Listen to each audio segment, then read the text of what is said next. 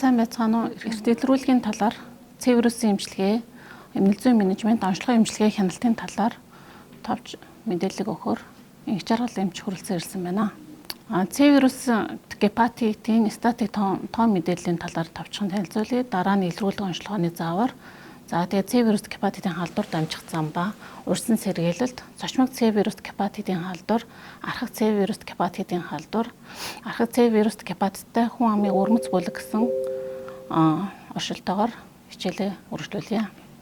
За C вирусын халдвар бол дэлхийд дахинд нийтдээ 110 сая гаруй хүн эрэг илэрсэн байна. Үүнээс 80 сая гаруй C вирус идэвхтэй халдвартай буюу C вирус тоологдсон гэсэн судалгаа гарсан.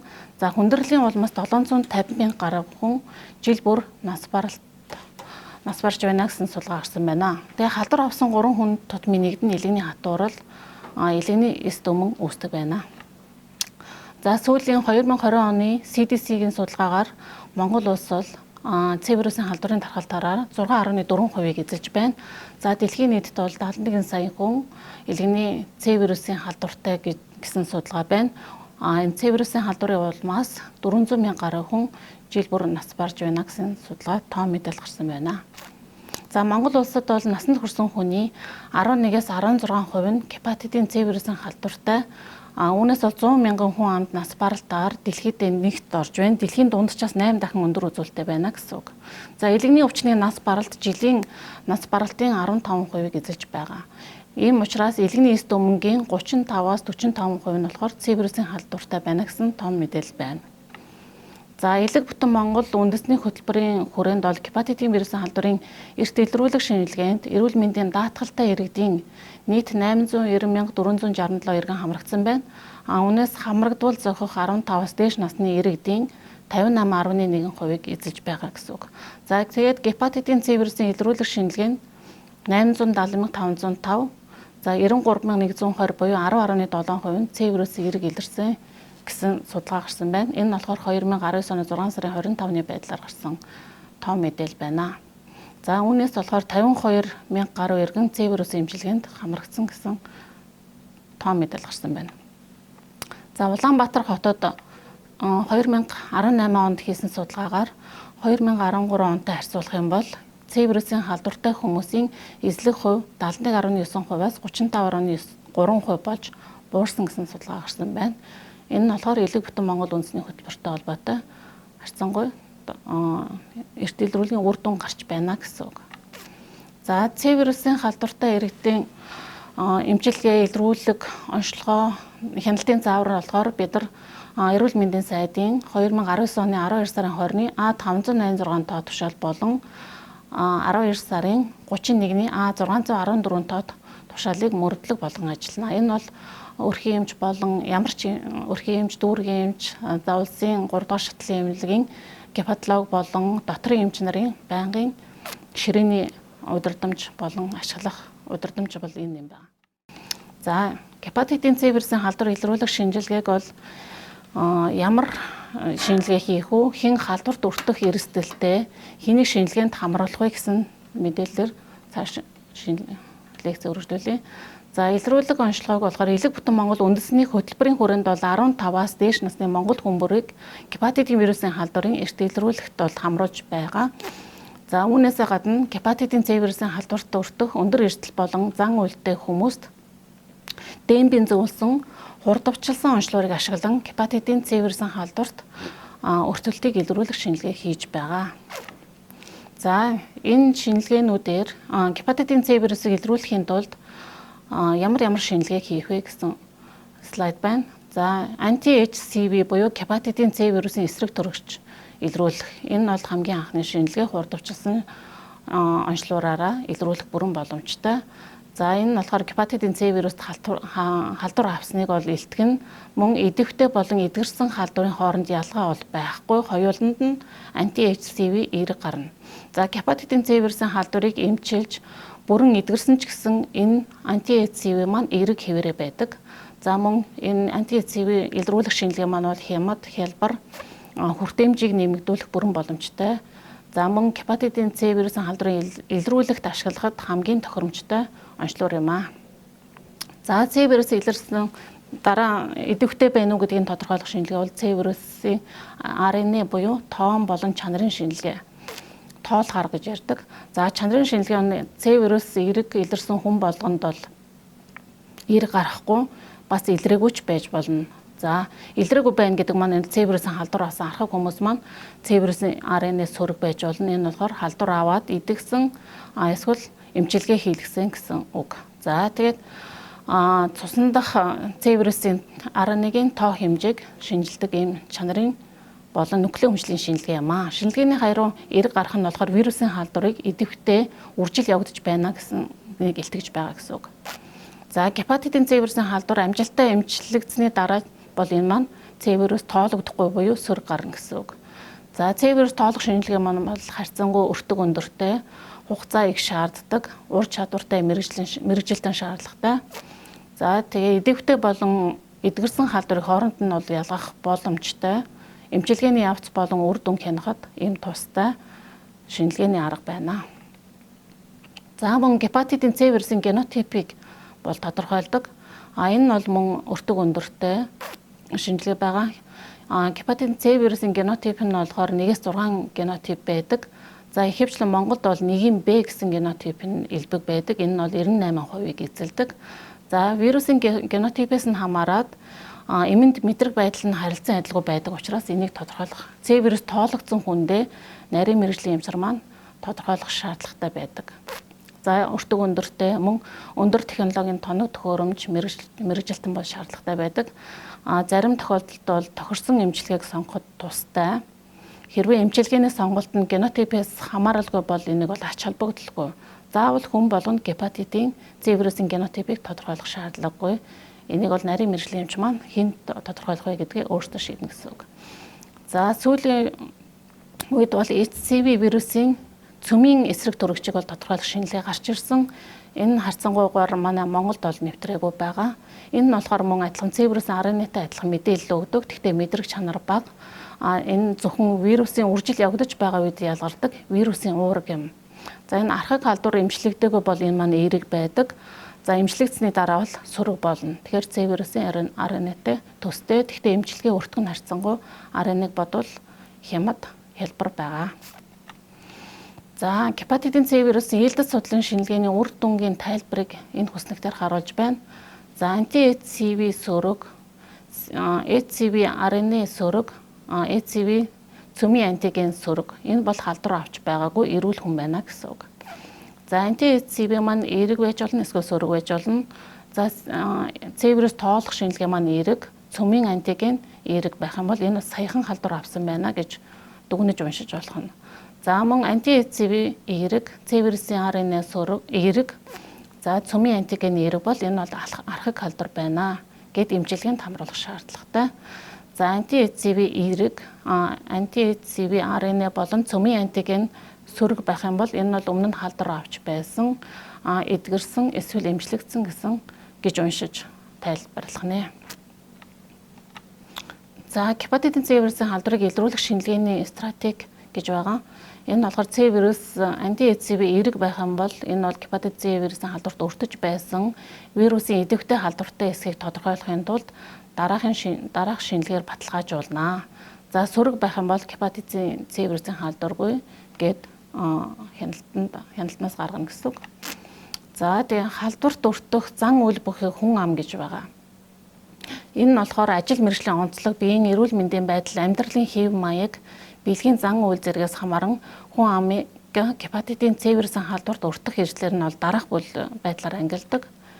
За нэгдүгээр нь болохоор эрхэлсэн ажил мэргэжлээс нь хамаарах эрсдэлтэй бүлгийн хүмүүс. Энэ мэдээж цус биологийн шингэнтэй шууд харьцаж ажилладаг бүх мэргэжлийн эмч нар, ялангуяа эмээс засал, гэмтэл, төрөх эмэгтэйчүүд, шүд, задлан шинжилгээний эмч, лаборатори, эмнэлгийн анхан шатны яаралтай тусламж үйлчлэг үзүүлдэг эмчилгээний мэргэжилтэн байх нэ.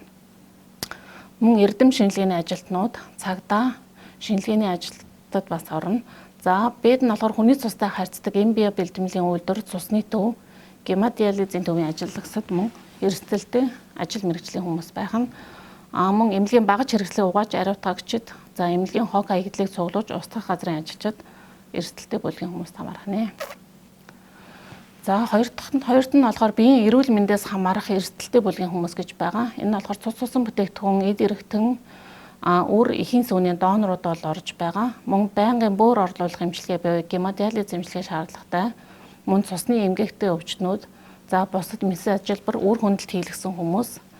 Эдгээр маань мөн эрсдэлтэй бүлгийн хүн ам байгаа. Биеийн эрүүл мэндээс хамаарат.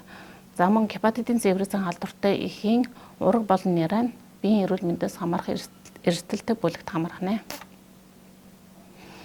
За гуравт нь болохоор амьдралын хэв маяг, бэлгийн зан үйлээс хамаарах эрсдэл бүлгийн хүмүүс гэж байгаа. Энэ нь болохоор биеийн үнэлэгчид, тэдний бэлгийн хавьтагчид, бэлгийн олон хавьтагчтай хүмүүс, эрчүүдтэй бэлгийн хавьталд ордог эрчүүд, мансууруулах бодис тарж хэрэглэгчид энэ бүлэгт хамаархнэ. За C вируст гепатитын халдвар дамжих зам болон урьдчилан сэргийлэлтийн талаар товч тайлбарлая. Гепатитын C вирусын халдвар дамжих зам нь болохоор дөрвөн дээр халдвар эрсдэлтэй бүлэгтэй холбоотойгоор нэгдүгээрт бол эмнэлгийн тусламж үйлчилгээтэй холбоотой үүсэх. За энэ нь болохоор баталгаагүй цус цусан бүтээгдэхүүн сэлбэх, донорын эд эргэтэн шилжүүлэн суулгах хүмүүс. За эмнэлгийн тусламж үйлчилгээ үзүүлэгчээс халдвар авах, дарилгын аюулгүй байдал алдагдахад бол халдвар дамжих зам болно. Мөн эмнэлгийн багаж хэрэгслээр месажлбар хийлгэх буюу гемодиализд орох хүн маань дамжих зам болох нэ. За бусад буюу бэлгийн замаар халдвар авах. Харьцангуй түгээмэл бусч арьс салтын бүрэн бүтэн байдал алдагдсан үед гепатитын C вирусын халдвартай хүнтэй хамгаалтгүй бэлгийн хавьталд орсноор халдвар авах боломжтой гэсэн үг. За ХДВ-ийн халдвартай амьдарч байгаа хүмүүс болон эрчүүдтэй бэлгийн хавьталд ордог эрчүүд маань өртөг эрсдэлтэй гэсэн үг. За гепатитын C вирусын халдвар дамжих зам нь болохоор босоо буюу хөндлөн гэж бас явагддаг. Босоо буюу ихээс урагт дамжих гэсэн үг. Энэ нь бол ихээс урагт дамжих нь бол харьцангуй цөөхөн. За төрөх явцад ургийн арсны бүрэн бүтэн байдал алдагдсан үед бол ихээс урагт халдвар дамжих магадaltaй. За хөндлөн гэдэг нь болохоор хүүхдэд, гэр бүлийн гишүүдэд ялангуяа гэрт нь халдвартай хүн байх юм бол халдвартай хүний сойд, сахал, хумсны утга хэрэглэснээр бол халдвар авах магадaltaй гэсэн үг. За тэгээ мансууруулах бодисыг сууцаар тарьж хэрэглэгчид зүүр тариураа дамжуулах, хамраар эм хэрэглэх явцад бол салтын бүрэн бүтэн байдал алдагдахад бол халдвар авах магадaltaй. За мөн арьс салтын бүрэн бүтэн байдал алдагдах буюу гоо сайхны мэс ажилбар, чих цоолох, шивээс хийлгэх нь халдвар авах дамжих зам болох нэ. За судалгаа гарсан байсан 2000 хатгалтанд өртөх байдлаар нь болохоор C вирусын халдвараар харьцангуй 3-10% нь хатгалтын улмаас C вирусын халдвар авах магадaltaй. B вирусын хувьд бол 40-с дээш хувь нь хатгалтанд өртсөний улмаас халдвар авах эрсдэл өндөр байдаг юм байна. За урьдчилан сэргийлэх арга хэмжээ байна. Энэ нь болохоор анхдагч болон хоёрдогч, гуравдагч гэж хувааж үзнэ. Анхдагч урьдчилан сэргийлэлт нь болохоор C вирусээс хамгаалах бол вакцин бол байхгүй. За эрүүл мэндийн байгууллага болон халдварт өртөх өндөр эрсдэлтэй хүн амын дунд халдварын эрсдлийг бууруулах. Энэ мэдээж нэг өндөр эрсдэлтэй бүлгийн хүмүүсээр шинжилгээнд өртгөө сэргийлэхэд бол хамруулна гэсэн үг. За хоёрдогч буюу гуравдагч гэдэг нь болохоор нэгэнт халдвар авсан хүмүүсээ эрт эмчилгээнд оруулах. За тэгээ C вирустай байх юм бол бусад вирусын халдвараа сэргийлэхэд бол А болон Б вирусын эсрэг вакцинаар дархлаажуулах. За тэгээд эрт онцлогын тулд эмчилгээнд эрт хамруулах нь хамгийн чухал байна. За гепатитын C вирусын халдвараас урьдчилан сэргийлэлттэй Дэлхийн эрүүл мэндийн байгууллагын удирдамжийн дагуу эрүүл мэндийн байгууллагад бол мэдээж гарын эрүүл авах, мястаслын өмнө бол гар бэлтгэх, гар угаах болон биелийг хэрэглэх, за хурц үзүүртэй болон аюултай хог хаягдaltaй харьцагтай аюулгүй ажиллагааг мөрдөж ажиллана. За багаж хэрэглэн хариуцлага, донорын цуснд шинжилгээ хийх, аюулгүй цусан хангамжийг сайжруулах, эрүүл мэндийн ажилтнуудад сургах сурчлагыг тогтмол явуулах. Энэ нь болгоод эрүүл мэндийн байгууллагууд мөрдөх ёстой урьдчилан сэргийлэх аргууд юм. За цочмог C вирус гэж товчхон тайлбар өгье. Цочмог C вирусын халдвар болохоор нууц хугацаанд 6-7 хоногоос 6 сар байдаг. За илэрх байдал нь болохоор ямар ч шинж тэмдэггүй илэрч болно. Мөн өвөрмөц бөгөөд шинж тэмдэггүй хөнгөн хэлбэрээр явагдана. Өвчтнүүд 15% хүртэлх хувь нь болохоор хөнгөн шарлалт илэрч болдог. За ээлжинд бол алаад зад бол хэвийн хэмжээнээс 10 дахин ихссэн бол бас халдвар авсан байна гэж сэжиглэж болно. За ихэнхдээ бол ямар шинж тэмдэг илэрдэггүй. Шинэлгээр л илэрнэ гэсэн үг. За тэгээ өндөр эрсдэлтэй бүлгийн хүн амын дунд илрүүлэх хийж болно. Гепатит C вирусын халдварын хяналтын үеэр энийг илрүүлэх боломжтой. Ялангуяа гемодиализд орж буй хүмүүстэй бол шинэлгээг жилдээ 6 сард 1 удаа юм уу жилд 1 удаа заавал C вирусын шинжилгээнд хамруулах ёстой. За цочмог C вирус маань бол архаг халдварч шилжиж болно. За архаг халдвар гэдэг нь 6 сараас дээш хугацаанд C вирус эрэг ивэр байх юм бол архаг халдвар гэж үзнэ. За цочмог C вирус маань бол аяндаа эдгэрч болно. 6 сарын дотор C вирус арилж болно. Арилсан гэсэн C вирус эрэг хിവэр байдаг. Энэ болохоор RNA тоологдохгүй болохыг бол ариллаа цочмог гепатит эдгэрлээ гэж үзнэ. За тэгээд C вирусын RNA аяндаа арилсны дараа дахих нь ховор байдаг. За дахин халдвар магадлал бол C вирусын халдварын үед байгаа. Энэ нь болохоор өндөр эрсдэлд хിവэр байгаа хүмүүс буюу мансууруулах бодис сэргийлэгчид болон за байнга цусны диализд орж байгаа хүмүүс маань C вирусын эмчилгээнд хамрагдаад эдгэрсэн ч гэсэн дахин халдвар авах магадaltaй хүмүүс гэсэн. За энийг бол схемээр харуулсан байна. За халдвар аяндаа эдгэрхэн цочмог Цтэй хүмүүс маань 25% нь бол аяндаа эдгэрч болно. Аяндаа эдгэрх нь бол эдгэрлээ гэдэг нь болохоор шинжилгээгээр C вирус эрэг, C вирус цөрөг болсноор нь тодорхойлж болно. За архаг шиж болно. Архаг шин бол 75-аас дээш хувь нь бол C вирусын архаг халдварт архаг шиж болно. C вирусын архаг халдвар гэдэг маань C вирус 6 сараас дээш хугацаанд тоологдохыг бол архаг халдвар гэж ойлгож болно. За тэгээд C вирусын халдвар нь болохоор архаг халдвар маань шууд элэгний эс дөмөнгөөр өвдөх магадлал бол жилдээ 0.3% байдаг. За бага зэргийн фиброзтой хүмүүс бол бас ойролцоогоор жилдээ 3% нь элэгний эс дөмөнгөөр өвдөнө. За элэгний архаг өрөвсөлтэй хүн бол 20-с 20 жилдээ бол ойролцоогоор 20% нь элэгний хатууралд шилжинэ. За тэг үүнээсээ 5% нь бол энэшилгүүд цирроз буюу нас баралтаар төгсөж болно. Элэгний архаг өрөвсөл маань заавал цирроз болоод циррозоос хавдар болно гэсэн ойлголт байхгүй. Архаг халдвартай байж байгаад бас элэгний эс дөмөнд шууд хүргэж болно гэсэн. За архаг C гепатитын эмнэл зүг болохоор ерөнхийдөө сорвчлын зэрэгээр нь 4 зэрэгт хуваадаг. Фиброз буюу бага фиброзтой, дунд фиброзтой, илт фиброз, мөн цирроз гэсэн 4 үе шатанд хуваадаг. За архаг гепатиттай хүмүүс эмчилгээнд хамрагдсан ч гэсэн өрхийн эмч болон дотрын эмч, халдварлын эмчийн хяналтанд бол байна. За тэгээ үүний тулд бол циррозыг онцлохын тулд бүгдээрээ циррозыг эрт илрүүлэх шаардлагатай. За үүний тулд циррозын эмнэлзэн шинж тэмдгээр нь уншиж болно. Мөн шууд бус шинжилгээ буюу цусны ерөнхий шинжилгээнд бол циррозыг онцлохын тулд ялангуяа тромбоцитын тоог харна. Тромбоцитын тоо багасх нь бол цирроз байна гэж илтгэж болно. За мөн биохим даладсаад альбумин харна. Альбумин бол багасх нь бас элэгний хатвар байна гэж онцлох нэ. За элэгний хатварлыг онцлохын тулд мөн нийлмэл арга буюу PIB4, Африоно, фибротестер бас элэгний фиброзыг оншилж болно.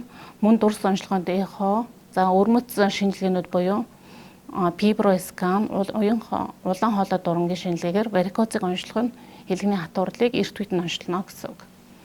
За энийг бол хүмүүстэй бол C вирустэй ч гэсэн эдгээр шинжилгээг бол зөвж байх нэ.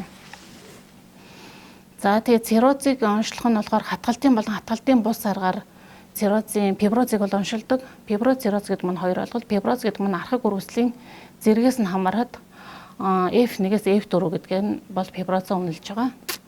За тэгээ хатгалтын бус аргаар Африоно буюу энэ бол зөвхөн цусны шинжилгээгээр л онцлох боломжтой. Асаад тромбоцитын тоо байхад энэ маань Африоногоор хатваралтай байна уу гэдгийг онцлох бүрэн боломжтой. За энийг бол up-to-date програм дээр калькулятораараа бид нар асаад тромбоцитын тоогоо хийгээл шууд Африоно гараад ирнэ. Африоно 2-оос дээш байх юм бол шууд фиброз байна гэдээ онцлох бүрэн боломжтой. Энэ бол өрх сумын төвшөнд илрүүлэх боломжтой шинжилгээ юм аа. За мөн PIB4-ийг ашиглаж болно. Энэ мөн адилхан бас л up-to-date болон Google интернетээс бол бүгдээрээ энэ PIB4 калькулятор гэж хийчих юм бол насыг нь алаадаас тромбоцит байхад л энэгээр онцлох бүрэн боломжтой. За энэ дээр болохоор Африоног бол яаж үнэлдэг гэсэн томьёо байна. Энэ нь болохоор шууд бас автоматар гарчна. За PIB4 ч гэсэн энэ томьёонд орлуулаад фиброзоо онцлох бүрэн боломжтой. За Африоногоор 2-оос дээш байх юм бол элэгний цирроз гэж үзнэ. PIB4-оор 324-өөс дээш байх юм бол элэгний цирроз байна гэдгийг онцлох, эрт илрүүлж онцлох боломжтой. За нөгөөх нь фиброэскон гэж байгаа энэ хатгалтын бус аргаар илгэний хатуурлыг онцлох бас шинжилгээ гэсэн үг. За энийг бол 3 дугаар шатлалын эмнэлэг, мөн хувийн эмнэлгүүдээр бол хийгддэг. Эхото ойролцоо юм аппарат байгаа. За энийг бол хүн болгон мэддэг. Илгэний С вирустай бол илгэний хатууралтай хяналтанд байгаа хүмүүстээ бол илгэний фиброэсконыг жилдээ 1 юм уу 6 сард 1 удаа хийлгэхийг зөвлөх нь бас чухал. За нөгөөх нь болохоор хатгалтын арга гэж байгаа. Энэ нь болохоор илгэний циррозыг онцлох алтан стандарт гэсэн үг. За энийг болохоор хүмүүс ол тэр болгон зөвлөдгөө, хүмүүс маань ч бас нэг хийлгэх дуртай биш. Тэгтээ хийлгэх юм бол энэгээр бол илгэний хатуурлыг бол бүрэн онцлох боломжтой. Ямар шатанд, ямар үе шатанд явж байгааг энэгээр бүрэн онцлоно гэсэн үг. За эмчилгээ нэгэнт илгэний хатуурал болон илгэний архаг үргэлжлэлтэй хүмүүс С вирустай гэдээ онцлогдсон бол эмчлэх нь хамгийн чухал. За эмчлэх нь ямар учиртай юм бэ гэхээр илгэний циррозын даамжирлыг бол зогсооно, илгэний эст өмнөгийн тохиолдлыг бууруулна. За тэгээд мэдээж амьдралын чанарыг сайжруулна, амьдрал хугацаа уртасгана гэсэн үг, нас баралтыг бууруулна гэсэн үг. За мөн халдвар дамжих хэрэгслийг бууруулах нэ. За эмчилгээнд хамруулснаар болохоор гепатит С вирустэй циррозгүй хүмүүс бол циррозын даамжирлыг бол бүрэн зогсооно. За мөн илгэний хатуурал шилжих хэрэгслийг бол бууруулна. За хавдар үүсэх хэрэгслийг мөн бууруулна. Фиброцийн зэргийг бууруулна. Одоо С вирус эмчилгээнд орсон бол F3 байсан бол F2, F1, F0 хүртлээр буурах боломжтой гэсэн үг. За циррозтой илгэний С вирустэй хүн маань илгэний эст өмнө үүсэх хэрэгслийг мөн адилхан бууруулна. Цирроз цаашаа даймжрах буюу энэгшилгүй болох хэрэгслийг бас бууруулна. За тэгээд циррозын өөрчлөлтийн зэргийг бас бууруулдаг юм ач холбогдолтой байх нэ эмчилгээнд хамруулснаар. За тэгээд С вирусын халдварын эмчилгээнд хэн хамрагдах вэ гэсэн слайд байна. Энд дээр болохоор С вирус анти-ЭЦВ эрэг гарсан бол С вирусаа тоолуулна. За С вирус тоологдсон хүн болгон С вирусын эмчилгээнд хамрагдах бүрэн боломжтой. За тэгээд С вирусын эмчилгээнд ямар хүмүүс хамрагдах вэ гэхээр 12-оос дээш насны 35-аас дээш жинтэй хүн бол бүгдээрээ С вирусын халдварт хамрагдана гэсэн үг. За тэгээд 12-оос доош наснд бол одоогоор С вирусын эмчилгээ зөвлөхгүй байгаа. За тэгээд 12-оос 17 насныханд хэрэглэхийг зөвлөсөн юм бас тусдаа байдаг. За энийг бол нарийн мэргэжлийн эмчнэр гастроэнтерологи эмчийн хяналтанд хийгдэнэ гэсэн үг. За тэгээд илгэний насан туршидтай болохоор С вирусын эмчилгээнд хамрагдахын тулд илгэний хатууралтай 18-с дээш насны хүмүүсийг бол С вирусын эмчилгээнд хамруулахын тулд хатуурлыг заавал шалгана.